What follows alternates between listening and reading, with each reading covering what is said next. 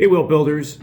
Perhaps you've heard the quote, "A jack of all trades, master of none."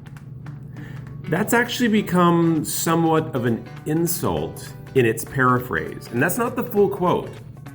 It's interesting, the full quote is actually from Shakespeare, and the full phrase actually goes like this. I'll read it to get it correct.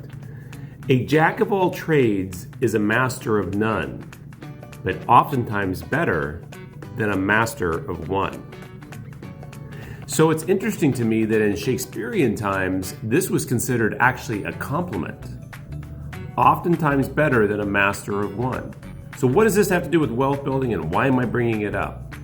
I think it's more interesting. The more we know and the more we can put the pieces together, the more we can understand the world, and that helps us create wealth. So why do I bring this up, and why is it that this went from a compliment to somewhat of a dig or an insult? I have a theory here, and I believe what happened was, in the time of Shakespeare, we were mostly agrarian. We hadn't got into the Industrial Revolution yet. In the time of self-reliance and independence, it was very important to know a little bit about everything and be able to kind of do everything. If you needed somebody to really, make you that perfect piece of metal or something like that and forge it, maybe you went and had that done. But essentially, you were somewhat self-reliant. As we swung into the industrial age, it became more important to be able to be in a repetitive sort of factory line, if you will.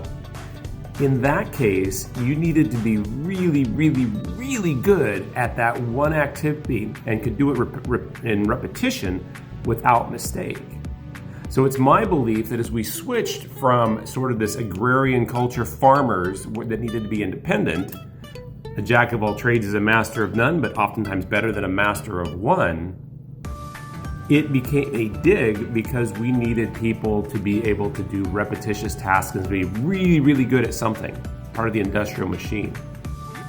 I would argue today that this quote needs to come back to its original complement, because the more things that you can know about and be a part of and be able to control and be somewhat self-reliant, but within a bigger sphere of your network of other wealth-building individuals, the more powerful you will become at building wealth and the more financially independent you will become.